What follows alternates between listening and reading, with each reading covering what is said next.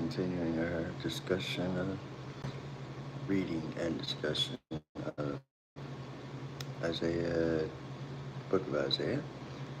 We're chapter 11. You know what? I was scheduled to wake up at 6 o'clock, so let me go ahead and turn those alarms. But lo and behold, I woke up 5 o'clock, 5:15, something like that. Which told me I had plenty of time to do some scripture reading before work. Anyway, standard disclaimers, not a preacher, and so on. Minister, Reverend, Bishop, Cardinal, and so on, so on, so on, so on. It gets old after a while. But the Bible does not, actually. It gets more enlightening every time you open it up, actually.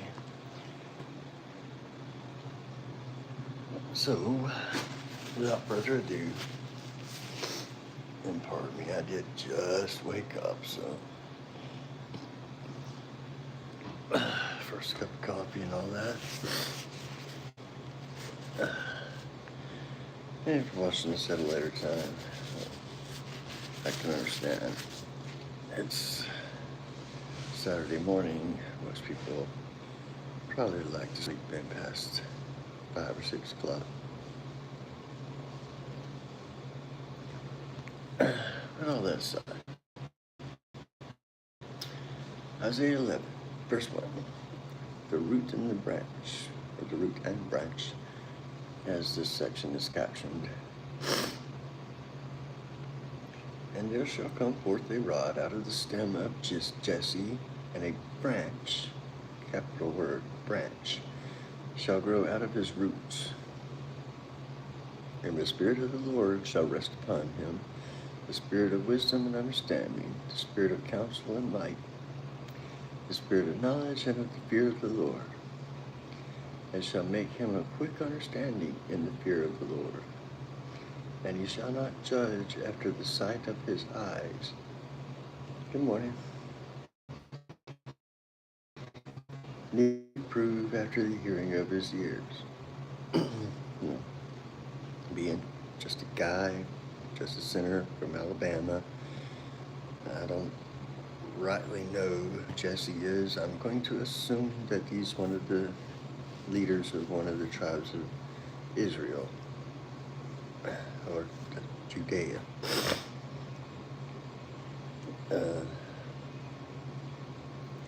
And scripture verse, chat later.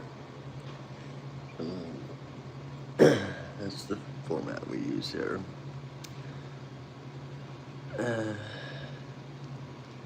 So, the Spirit of the Lord, it's obviously a prophecy of someone being born from the house of Jesse that will be favored by the Lord, be given special wisdom and understanding, counsel and might, knowledge, and the fear of the Lord.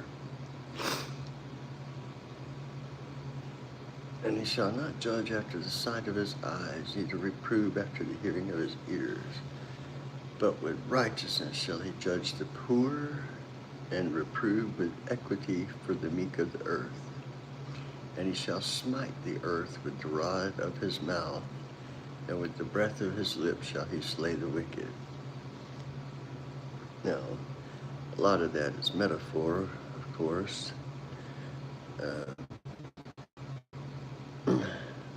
The rod of his mouth, obviously not a literal rod, and with the breath of his lips shall he slay the wicked. Well, he's going to issue commands. That guy has to die. He's wicked. And that's not hard to wrap your mind around. Verse 5, and righteousness shall be the girdle of his loins, and faithfulness the girdle of his reins. girdle of his reins. Reins I only know in a horseback riding sense. Perhaps that is what he's talking about. Perhaps not. Verse 6, though. The wolf also shall dwell with the lamb, and the leopard shall lie down with the kid, and the calf and the young lion and the fatling together, and a little child shall lead them. And the cow and the bear shall feed, their young ones shall lie down together, and the lion shall eat straw like the ox. And the sucking child shall play on the hole of the asp, and the weaned child shall put his hand on the cockatrice den. They shall not hurt nor destroy in all my holy mountain, for the earth shall be full of the knowledge of the Lord, as the waters cover the sea. It's a lot of important stuff to unpack there. Never mind the fact that predators are laying down with prey, wolf with the lamb, leopard with the kid, calf and the young lion down with the fatling, and a little child shall lead them. But not only that, but the lion shall eat straw like the ox. And the sucking child, shall play on the hole of the asp. Asp is a viper, toxic, very venomous snake. Children, or the child, will be newborns, not have anything to worry about. And the weaned child shall put his hand on the cockatrice den, which, if you're not a nerd like me, you may not be familiar with the concept of a cockatrice, which is a mythological creature, probably able to turn someone to stone by looking at them.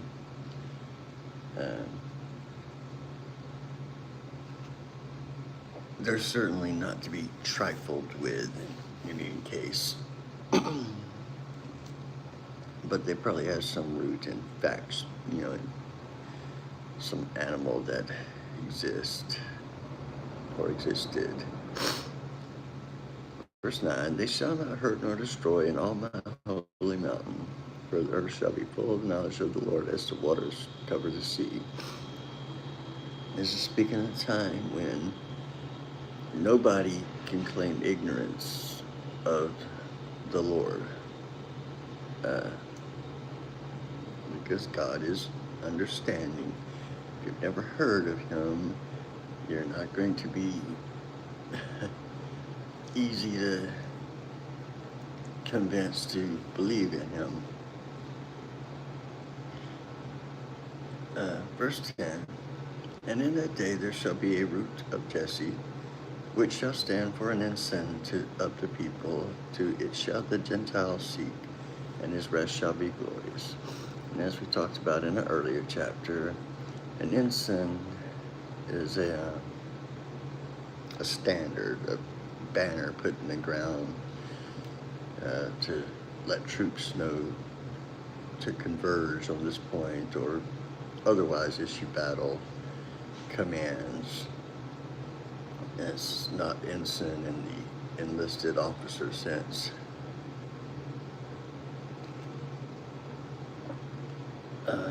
And it shall come to pass in that day that the Lord shall set his hand again the second time to recover the remnant of his people, which shall be left from Assyria, and from Egypt, and from Pathros, and from Cush, and from Elam, and from Shinar, and from Hamath, and from the islands of the sea.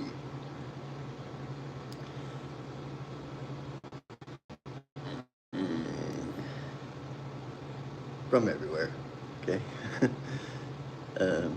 In verse 12, this is the last caption, or last paragraph.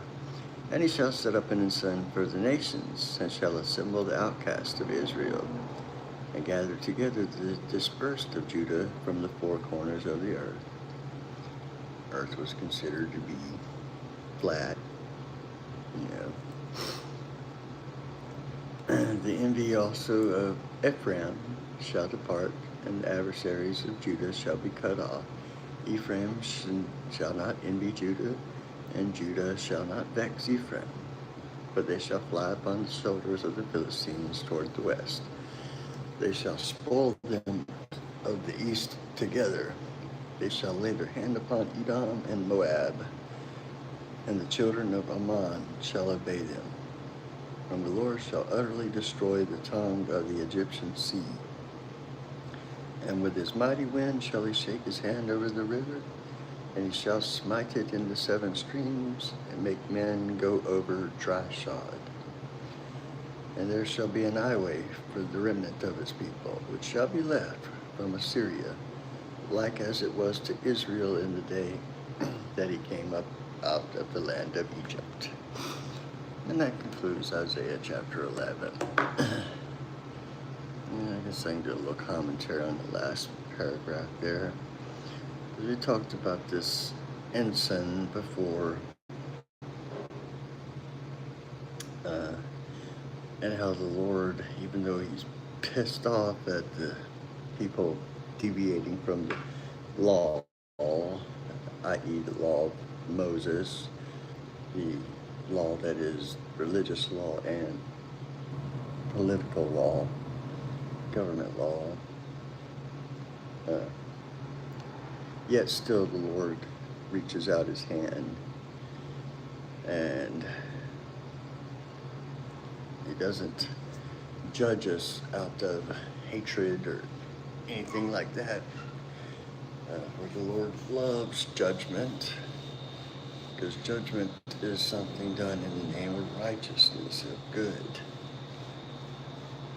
Now, it can be perverted, as we've seen in our own judicial systems, but I digress. Anyway, good morning, all. At this particular time, I don't have any pets, no. I am about to get a dog. I just purchased a motorhome a couple days ago. My house burned to the ground a couple months ago. Fortunately, no pets were inside, but I was just about to get a flock of chickens, and that's still something I can do.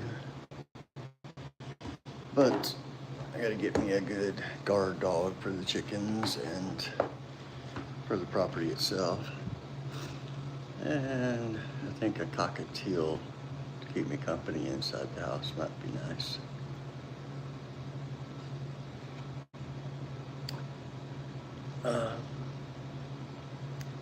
What kind of girls do I like?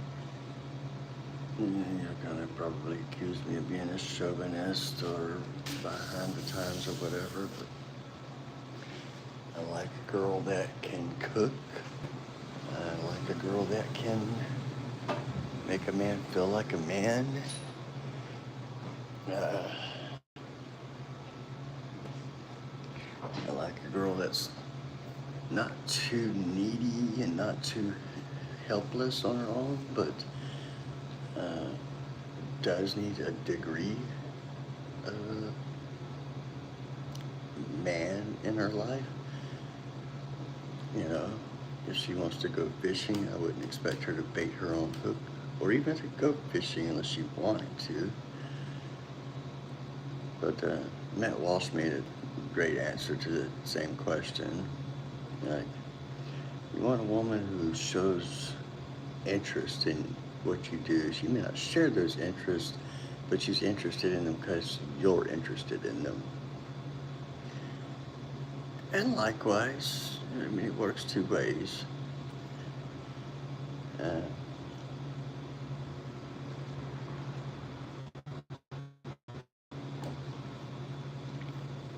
Now, if I were answering your questions purely on looks, I hate to admit it, but blonde and blue. But that is shallow. I apologize for that. But that is what I find to be the most attractive set of hair and eye color. In any case, deep banking bag, child. I don't know if I know you. Unless you come into the shop.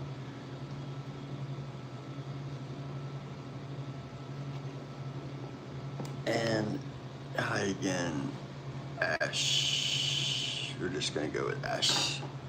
That's too many consonants in a row. Asterisk PW18. Pew 18. Pew pew pew pew.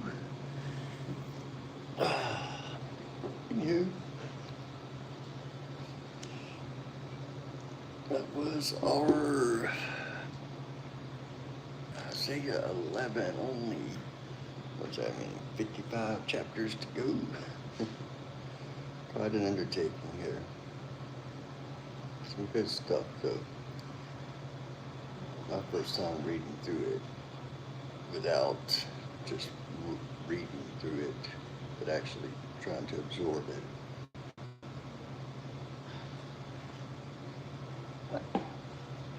The dog I'm looking for is like a little Aussie, Australian Shepherd, mix, mutt. I don't believe in purebred dogs. They tend to be more trouble than they're worth. Like vet bills, genetic defects, and so on. Give me a mutt any day. They make the best dogs.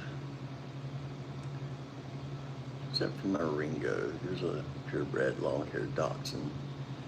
But he was so sharp, so intelligent. He lived to be 25, close to 30.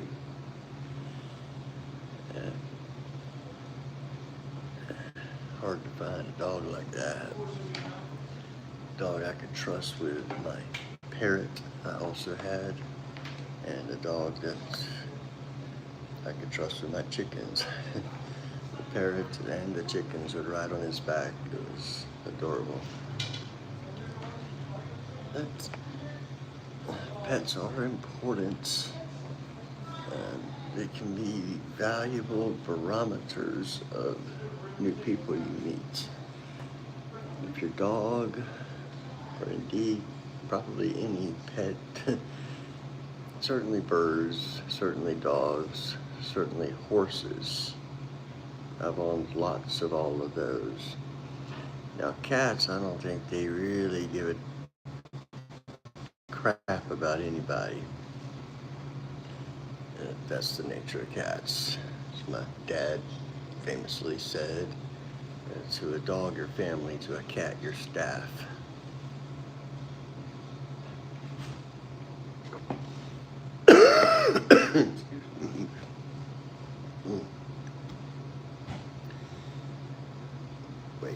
Waking up. Cilia on the lungs are needing stomping down, so they stop feeling anything, such as the tendency to cough, which is a problem of smoking. Really need to address the smoking/vaping thing. That's on the agenda.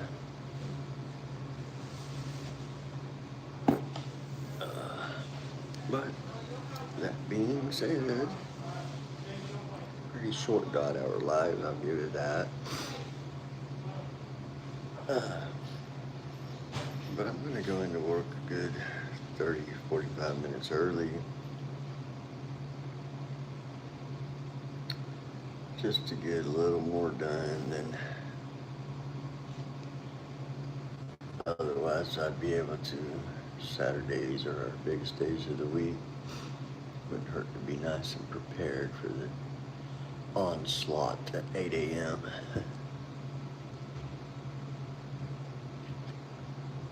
So you know what I'm going to do? I'm actually going to leave the God-hour live running while I commute to work, so I'm not even looking at chat. I'm just going to be thinking out loud, just kind of what I do on here.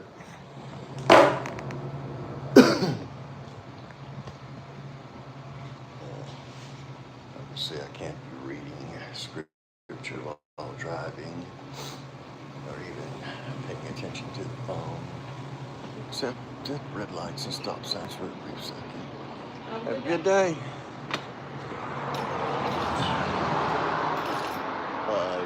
I reverted to my Alabama accent. Sorry about that. It is what it is.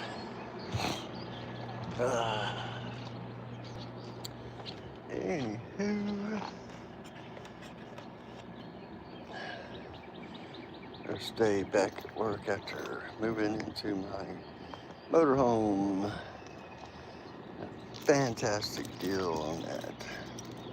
Completely functional motorhome. 1985 model. 41 years old and crunked up just like that. It's Toyota Tundra with, just FYI, 541.6 thousand miles. 500,000 plus 41,000.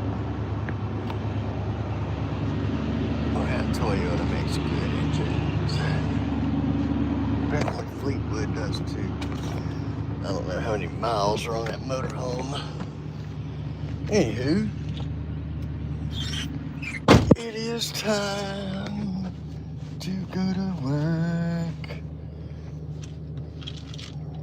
and let the pressures of the day begin to crush me, as they will do.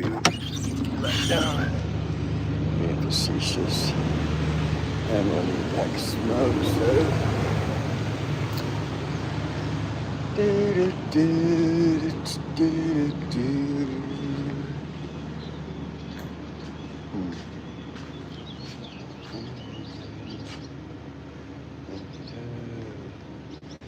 Ooh, ribs. Having a Memorial Day rib sale here down in the country.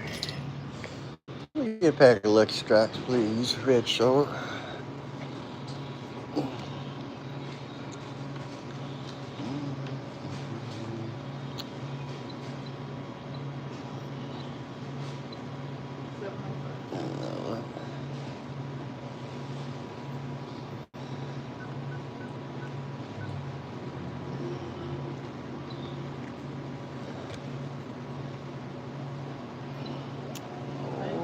See y'all next time. Sorry. Live in the country, everybody knows each other and is friendly to each other. Just precisely why I live in the country. It may be a long way to get to anywhere. And if you need certain things like, medical attention or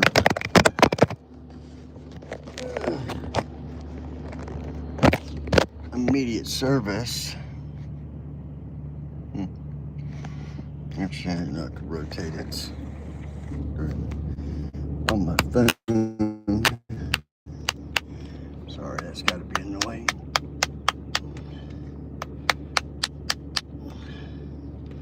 Anyway, to serve my old lady.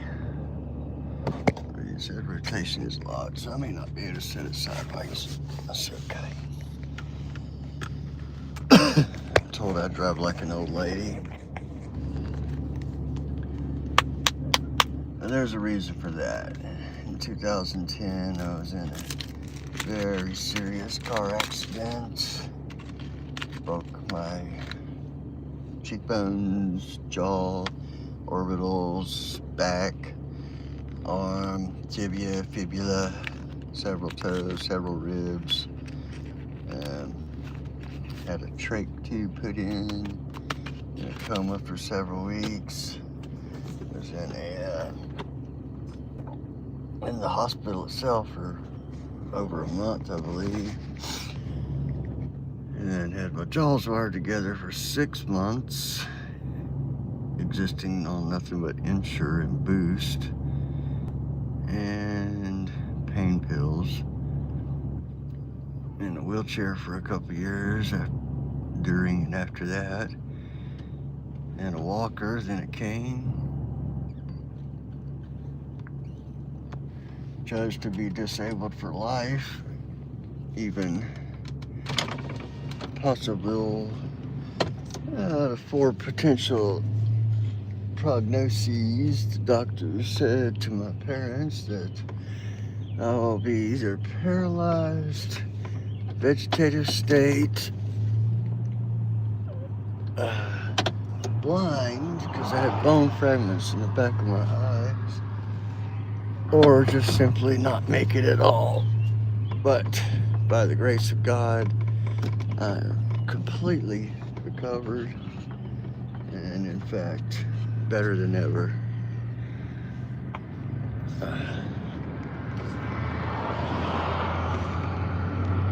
But I have learned to take the road a lot more serious. Not to drive when I'm tired. What they deem to probably be the reason I lost consciousness at the wheel. I wasn't drunk.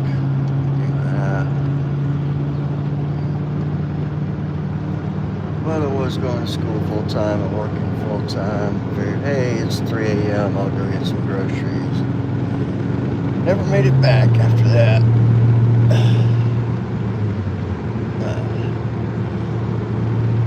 This guy, even though I'm doing 60 on this country road, he's gonna fly by me, and I'm gonna be an old man and go, oh, speak to man, where are you trying to go in such a hurry? But I guess part of being an old man.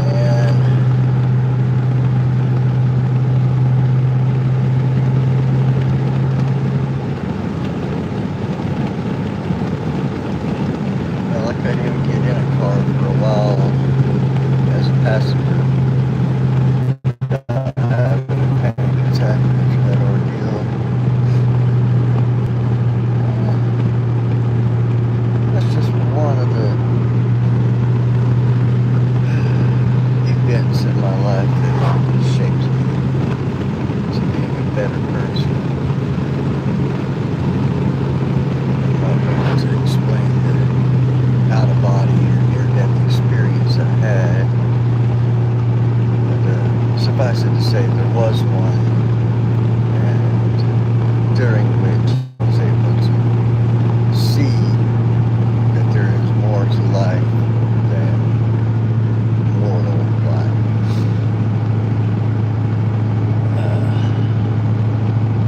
Tested empirically, by the way. Came out of the coma, I told my mother some things that we later verified.